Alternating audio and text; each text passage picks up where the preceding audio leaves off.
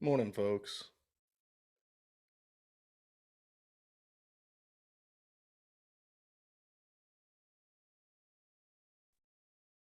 Hey folks, how are you all doing? Hey, Max. Good morning. Hello, everyone. Good afternoon, I guess. Is it Good afternoon over there morning. yet? It's always morning somewhere, Eddie. It's my excuse. It's my excuse to drink. It makes greetings easier. It's 6 a.m. in Los Angeles time. Yeah, man, that's. Whew. Ouch. That is morning. It's 2 p.m. here in London, so Well, I usually get up at 4, so That helps. That takes the okay. edge off of it a bit. yeah. Double digits coffee cups by now. I don't really drink coffee, so And that's how you're able to get up at 4 a.m. That's the key. no. I actually had a really bad stomach infection that used to get me up at like 4 a.m. no matter what for like a couple of years, and then since then it just became habit. And now I have to because like after this call, I have like a 7-hour trainer. Like I have to train a trainer for PyTorch, so it allows me to get some stuff done. Because I also have to manage a group of children all day. Oh, Lord. By children, I mean developers. I was going to ask Same whether that thing. was young children or software engineers. Yeah. I find that small children are a lot easier to deal with than software engineers. Yep. Yeah, I deal with both quite a lot, and the only thing is that you can tell a software engineer to just go leave you alone for a bit, and they like that. Children like that a lot less so. True. True. Well, I'm sure we'll be on topic, but I have to tell this story first. I had an SA that I worked with who had a toddler, and he was like walking around in his house with his computer in one hand and his kid in the other. And we saw on the Zoom call this kid just like roundhouse, like rev up and punch him in the face. And that's the last thing we hear before it just drops to the ground and he broke his work laptop. Oh, man. It's a hazard. Also, walking around carrying your computer is a hazard without the child. Yeah. I mean, toddler and computer, but hey, $1,000 lesson learned. Jeez. Yeah, I mean, there's definitely a worse scenario there where something bad happens on the computer and the toddler gets dropped. Oh, geez. Yeah, of the two to drop. Yeah, I guess The they're prioritization fair. was right there for sure. Sal, you might want to correct your I mean, I'm down with all the Sonatype name dropping, but you might want to adjust that for your own sake. What do I have on Sonatype? On the doc for this particular call. Ah, good call. I'll fix that.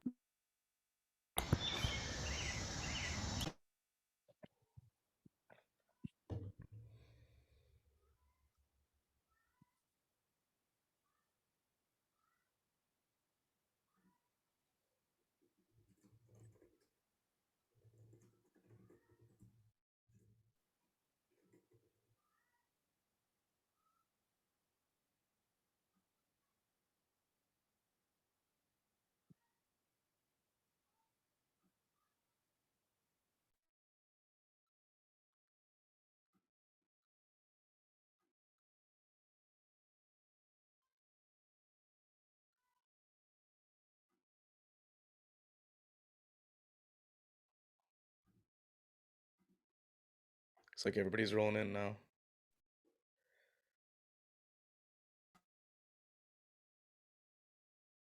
Anyone's welcome to help run the call.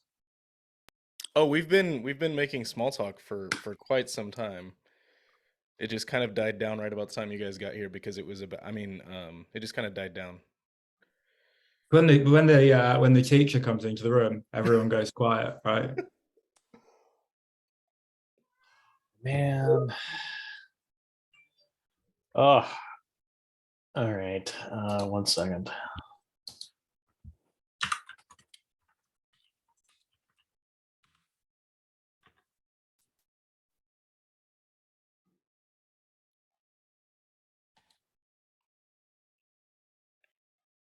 I have like 8 people teamsing me. This is awesome.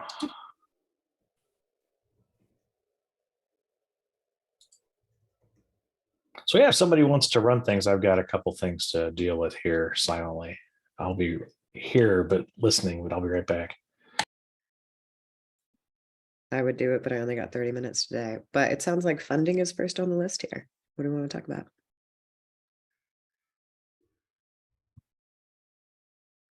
I can add some context to that. Sorry, I'm cam off. I'm a bit all over the place right now. Yeah, I've missed these calls for the last couple of weeks. Just great to hear an update on what's going on with all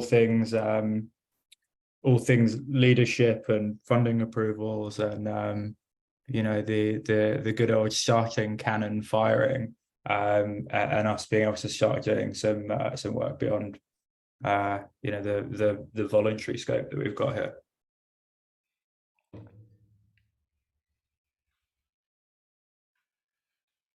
Was that a question, Max? Yeah, Yeah. sorry, to distill the question, what's the latest on the funding approval and the sign off of the plan and all of those good things?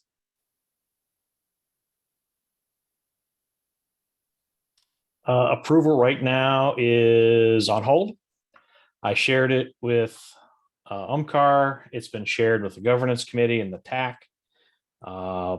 Everything around the mobilization plan is kind of in flux at the moment as we go through and we're doing a foundation-wide audit and we're working through UMCAR's prioritization.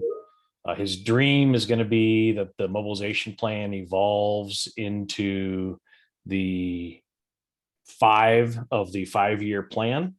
So there'll be very aspirational things. And we'll have things like the security tool belt that will be more near term, things we are doing and we will do in the next 12, 24 months. But all this is still kind of in flight. He's having a meeting with his staff this week. I'm surprised Dr. Wheeler isn't there, where they're going to kind of walk through some of these things and some of his priorities. But right now there is no one has jumped up to hand us a pile of money. Just kind of on hold. And I know talking with Omkar, he's going to start putting his 2024 budget together in September-ish, August, September, for a presentation to the GB. I believe the member summits in November. So are you saying that anything we're wanting to do, we should be trying to get onto the 2024 budget? That's probably our best chance of success if we need some money. If we want to do some free stuff, we can start right now. And again, I don't have to be on the call to do the free stuff. I actually have some updates on the free stuff. Yeah. Yeah. So first of all, I found the course that you were looking for, the newbie course, like intro to open source. Apparently we have one. However, it is an internal staff facing course. So I have talked to Tim about getting you that content because he thought it was a public facing course, and we can switch that around, but there needs to be a content audit because a lot of our staff facing courses could use, let's say, a little bit of help. Wait a minute, I thought that was public. I see a lot of helpers. It isn't. It's even in the description that it's an internal, like it's meant for LF staff only. Okay. So yeah. So I let Clyde know and I let Tim know, and they were gonna fix it, or they were gonna address it. And yeah, but Tim, like I need to work with Flavia on that. But yeah, Crow, that's headed your way because we do have like an introduction, like what it is to be a maintainer, how you could get started. Ooh. Like, yeah. But Randall, I took those courses about a year and a half, 2 years ago. They definitely needed some help, a lot of updates. Yeah, and that's being very liberous with needed some help, by the way. Yeah, so I sent in, I don't know, 40 pages of comments, I think. So it was a ridiculous number. Don't quote me on the exact number. It was a very large number of comments, but they were very, very specific. Change this to that, change this to that. So and I'll be honest, I thought that those were public. So my misunderstanding. No, basically some of them are like summarizations of our public courses, but so Yeah. like I think the one we're talking about is like LF. I don't know. It is internally facing. I found the link and I sent it to Tim, and it even says like on the front page like it's meant for LF staff, but it's pretty much exactly what we wanted in like an introduction to open source. So they're okay. I did talk to them. They're okay. Like switching that around and changing the description is just we got to figure out like where it is, and that's where it stood. And you know how those questions are. Yeah. Okay. So you can have an ETA, I imagine, but I mean, if we could make some updates and make them public, I mean, that sounds like a good thing. Yep. And then the other update I have, and this is a very cool update, is Tim and I are piloting a program where projects. This is kind of somewhat an extension of Cassidy's idea that she brought to the best practices She's one of the group. 12 people trying to get a hold of me. Well, we're piloting an idea of a platform where projects will be able to essentially author their own courses and have those courses like pushed to a certain degree by LF. Neat. So that should be incoming in the next 3 months. Yeah. So she's actually pinging me about the express learning classes, right? Meow. And I'm ignoring her because I'm here with all of you. And I will say back to the funding idea. And I meet with Omkar once a week, and in our conversations, he is a little perplexed about the lack of drive around things like incident response and education. So that's something that is near and dear to his personal heart. And I know that the chair of the governing board, Jamie from IBM, former educator, very strong support of education. So we have a lot of important, interesting people that support the idea. And I think it's just a matter of, from Omkar's perspective, trying to get his sea legs underneath him as we start this journey. And then he can start to see where he would like to point some additional focus to. And then ideally, we have our plan, it's documented. We can re-highlight that to him. But as we have other ideas, like some of the stuff I've talked with Eddie or Max, we had the potential to potentially submit those ideas. And again, the 2024 budgeting is coming up soon. So if we had specific smaller things that are outside of the plan, we can kind of have those waiting in the wings as things start to firm up. Soon after, not too long after Omkar came on board, he and I talked, and he expressed an interest in me spending more time on education, because my time is divided 1,000 places, but I can certainly focus on something. And education, I mean, I've done that before. Delighted to do it again. And just Crope, since you're here, back when the OpenSSF was first founded, I was trying to show up at every working group, every SIG, trying to get still do that, man. I still do that, but I think, how's this? I want to be at everything, but perhaps the time for that having somebody else to try to pull some things has passed. I still want to at least show up at the best practices working group meetings, but perhaps I need to, if I pulled back on some meetings, I would have time to actually do other things. So. Yeah. I too will be reducing scope very soon, trimming out and we're seeing focusing on things like this. Sorry, I'm speaking over both of you, but I'm seeing this across the board. I'm seeing a ton of basically maintainer fatigue in OpenSSF, and we're looking at another 6 months of not knowing if our contributions are valuable. I was just literally just complaining about this to somebody, but inside of Finos, the project that I'm a maintainer of got really slogged by like bureaucracy and trying to just move obstacles to work, to the point where we went from having 20-person calls of people joining and saying, "What can I do this week?" to 3 people active still trying to clear obstacles 2 years later, right? And that kind of seems like the trajectory that you guys are discussing right now. And I'll say, Sal, I value everybody's contributions. I think our work is making a difference. Like, David and I talked about the best practices stuff in Vancouver, and we got a lot of great reaction on that. So what we're working on is valuable. We just need to find ways to get it out to the maintainers to get using it, and then to get the backing to backing and support. Well, nobody. I love all the work everyone does here. It's why I'm here for free. But it's the whole premise is that I utilize the foundation to be able to mobilize information, right? Some marketing and solutions. And that there's got to be some way to stop this gap within those next 6 months. Otherwise, the work that we're doing genuinely just won't have the intent that it has by working with the Linux Foundation. Right.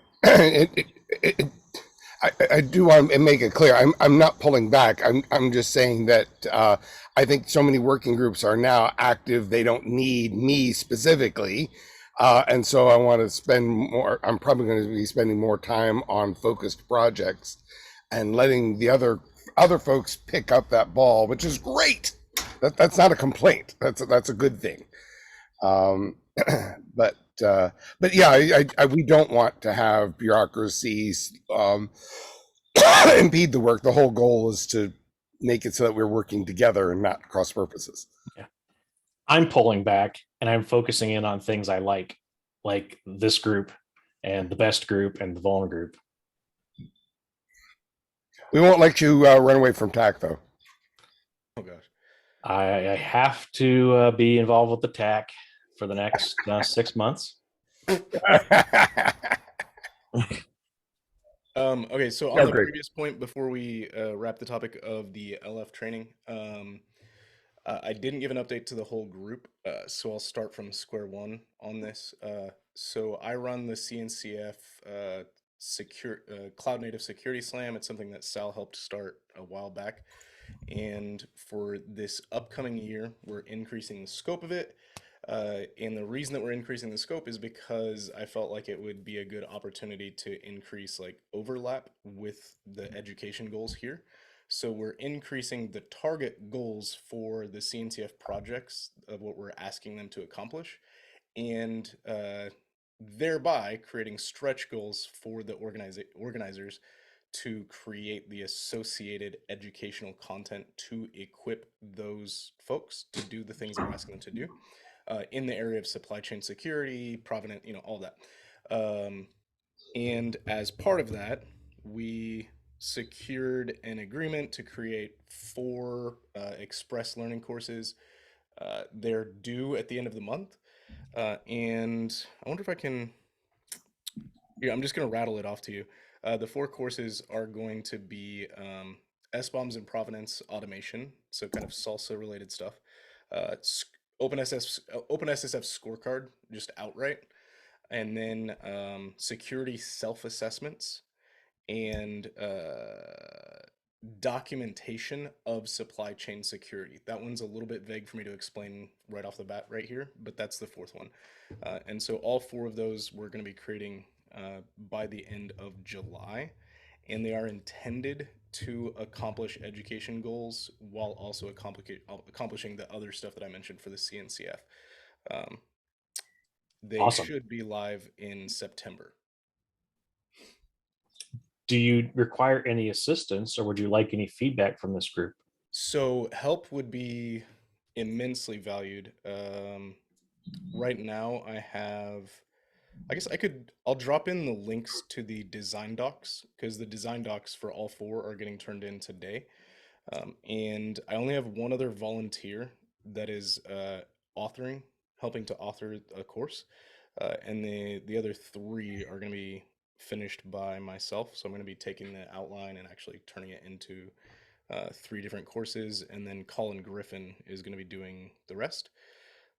If anybody wants, if anybody sees something on here and says like, "Hey, I would like to do that," then today is the day to volunteer because I'm turning in the course design documents, and those need to have the author attribution on them. I volunteer as tribute on the documentation. I really, really want to touch. I want to got some stuff to cover there.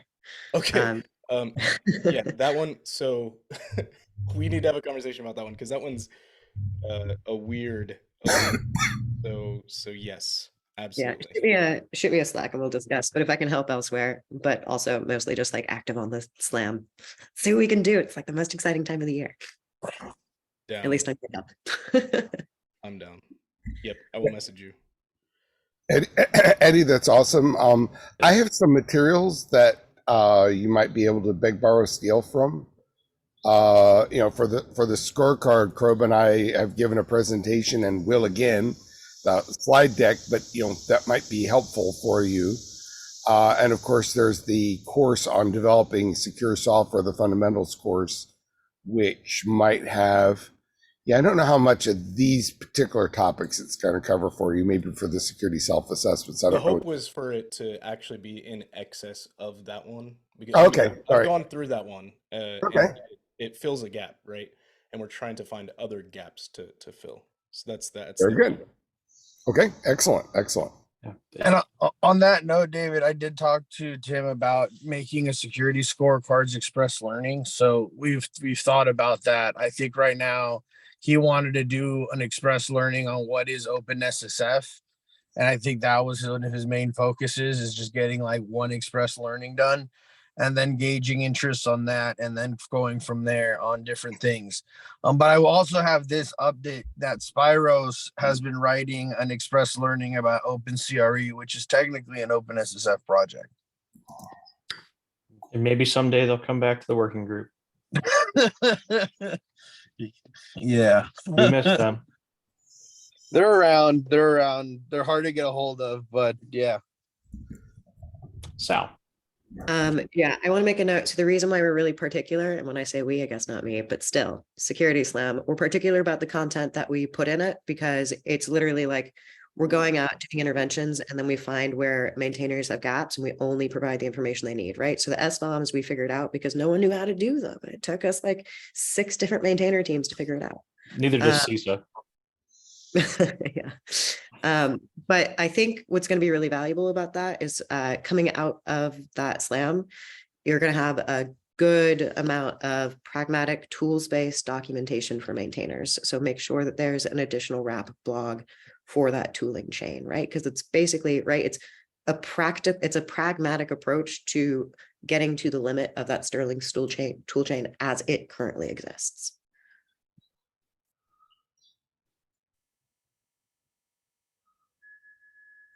And if you can get those links out, Eddie, I can donate the next hour minus my conversation with Cassidy and the CTO's assistant who is also pinging me.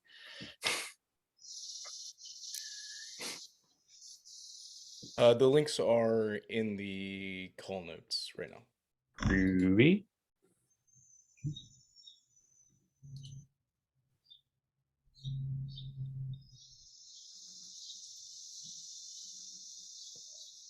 I got an update from our intellers. The management training is still moving forward. Have been going through some austerity measures based off the global economy, and that has reduced some headcount internally, which has impacted people's work. So when they gave me original optimistic estimates, now because people are doing additional work, they have less time to devote to it, but it is still moving forward. And there is a back catalog of other items they'll be donating. So at some point in the near future, we'll have a whole new instructor-led class to look at and start to shape and adjust. And like this maintainer class from the LF, I would love to get Christine and Jay's DE&I group taking a look at it with the lens of trying to cultivate new contributors. So if there's additional things we need to add for, technology newbies or career changers, I would like to maybe look at it with that lens as well.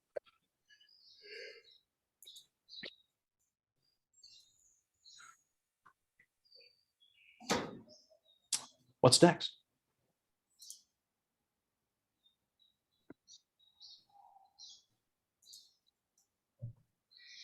this On the plane. Yeah. Crow, this is really, I think, for you, although it's useful for an FYI. One of the feedbacks we got on the fundamentals course is that they wanted to have a little more variety of, okay, we understand why you don't have videos all over because they're hard to edit, but at least, occasionally break it up a little bit further. So I'm going to slip in a couple of video introductions, and Crow, you're on the hook for one, like 60-second intro of this section. It's the goal is to have an intro that will stand the test of time, even though things change in detail. Love it. I think that's a great idea. Maybe if it's like the sections or like talking about a core thing, like Right.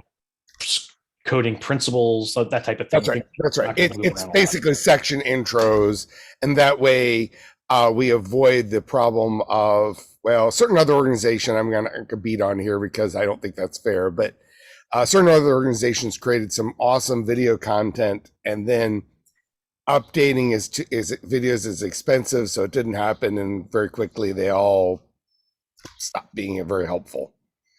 So, the principles all stay the same, but once you drill in details, it gets more challenging. Yeah. Videos aren't as expensive as people think. Some joker like me can do it on a shoestring budget. I've made videos for my own, but it takes time is the problem. It's that time. Yeah, and also just videos aren't useful for technical content, right? Like if it's something I have to execute, I don't need a video. I'm going to have a YouTube video on in the background while I figure out why it's not running. So, but yeah, I think composability, right? It's something that Randall's been thinking a lot about in the way that at least they're building their content, and I do appreciate it. We're actually overhauling a lot of things. I can't talk too much about it, but I'll contact David, because David's course has been like the cornerstone of why we've been doing things. And breaking stuff up, David, is actually one of the things we've been thinking about. Well, right now my thinking isn't so much breaking up as in section intros, but I'm happy to chat about all these things. We had earlier talked about inserting various little links so that, it would be easier to bring things in and out and all that sort of stuff. And as far as I know, that's still in the plan. I just haven't heard back from you on exactly how you want to do that. Yeah, we're moving towards we're trying to figure. It's been a long conversation because there's a lot of politics in the LF system that you got to deal with. But our current system TI severely limits us, which is kind of what we've been talking about, how we can move around those things. And yeah, and also we currently have like the easy button, which is it could take up to like 10 minutes, sometimes even 20 minutes to load a lab. So we need to overhaul that in LF in general. But yeah. Yeah, that's a problem. So I got that. For your videos, David, I'll haul out the stage lights and the green screen. Ooh. And we'll make this fancy. Wow, I was just gonna go downstairs and have the goose puppet in the background. So I can have my whole background be a goose with the green screen. Oh man, I'm a little scared. Don't use it often, but when I do, it's spectacular.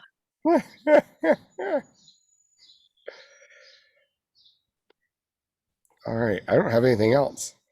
And I guess, as we're moving forward, especially into like this budget phase that's coming up soon, if there are very high value items we can think of, like if only we could provide X or Y, and we had some viable estimates on what it would take for volunteers or contractors or third parties or whatever it might take to achieve that. Kind of keep that in mind. Nothing's off the table, but just remember, in this strange economic environment we're in, there isn't going to be a lot of additional money, because right now our budget is $0, and David Wheeler's time probably the most expensive cost.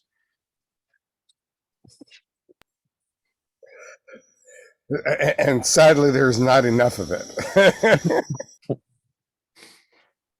But if we had a really great, if only we could go to developer conferences and do a really involved application security CFP, and that would solve thousands of CVEs, and we could come up with a reasonable estimate on how we could solve that.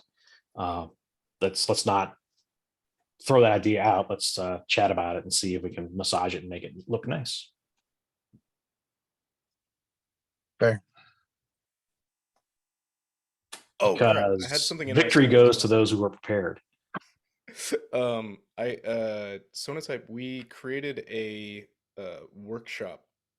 I mean, we created the outline for it. We ran it in KCDC. It was hard to stretch out to 4 hours because that's how long the KCDC workshops are.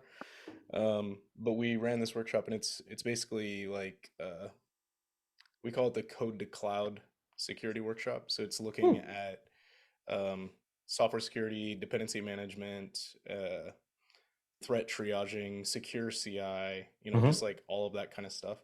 Cool. And we've got it's been accepted to multiple. I think it's been accepted 4 times. It's a pretty well received workshop so far. I don't know how that would fit into the education SIG stuff. Well, and that's definitely another tactic we could do. We talked about, conferences and boot camps and nonsense, but workshop is another completely viable way. And I think being that there's probably more hands-on practicum potentially, that is much more valuable, I think, for getting some of the developers' time. Yeah, that's the kind of stuff that I have a hard time with. I also like I mostly like trying to find gaps that aren't being filled or theorized around. So like I wrote an entire novel that explores social engineering attacks, DDoS, dependency management vulnerability in AI systems and all this kind of stuff. And it's like my way of addressing knowledge gaps. But I don't know how any of these ideas I have actually fit into the education plan. So I'm just doing them off on the side. It's fun. Sounds like you Eddie, have free time. Eddie, I would love to talk to you about Tim's initiative, because that might be a good platform for you, because that's kind of why it was built or is being built. Yeah. And you already know Tim, so you could talk to Tim about this as well, because I'll be honest, this is mostly Tim's idea, and Cassidy and I are like that on. Okay. Yeah, if you can Slack me whatever, and then I can follow up with Tim as needed. Yeah. Absolutely. Yeah, absolutely. Yeah, cool. I will. And I think we have a lot of great ideas, and I feel we need to invest some time in thinking about how to get the ideas and content under the hands of developers more. And I know that like travel's very expensive. I'm going through the exercise of petitioning to have funding to go to Spain. But we probably should maybe for 2024 plan, pick 3 conferences and pick a couple pieces of content and try very hard to get out there to get this out into the hands of the community. I am already approved for Bilbao, by the way. I'm going to Bilbao no matter what. I'm going on vacation the week after. So I have just bought my hotel for the conference this week, and I have the whole next week planned. Now I just need to get there. That's cool. Yeah, I'm pretty sure I put in a CFP for it, but if there's anything I can help with also, just get in my DMs. Cool. And things like OpenSSF Day itself is okay.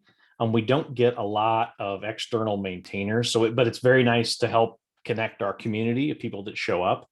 But I would like to potentially maybe be more strategic, like the next year's summits. How do we get our content out into the Cloud Native Security Conference, into the Linux Security Conference, and go out there and do presentations about all of our different exciting projects and artifacts? Well, I'm speaking at Supply Chain Security Con, so if you want me to put a slide in, just yes, get in my DMs. All right, sounds good. Any other topics we'd like to discuss today? I just it's not a new topic, but I should just warn you that I also plan to be there in Spain. So sorry about that. Well, you'll have to suffer through more of me, which is good because we're presenting together. Well, we will go and enjoy some tapas together. I don't know what those are. Should I? Tiny little meals. It's Finger like foods. a kind of like charcuterie on steroids. Oh, okay. This sounds promising. Just tiny little bite-sized foods and fun. And you'll be in Spain, won't you, Christine? I think you had a talk accepted. Yeah, She said she's planning on it. cool. I actually plan on being on Spain too. Tim's dragging me out to that one. Dragging me out to a beautiful country and talking with Well, interesting how people. thrilled I am with travel. You sound thrilled.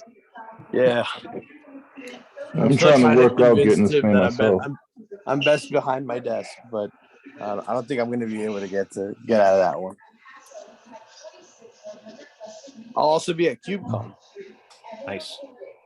We'll be introducing the new SKF at KubeCon. Well, and I think like events like KubeCon especially are important. We need to have more of our content, not just education content, but all the working groups and projects. We need to have more of our content in these other places. Yep. Get outside the bubble. Please try. So any other topics for today, folks? All right, I will try to get all of my extra work addressed before the top of the hour, and then I can look at Eddie's documents, maybe for almost a whole hour.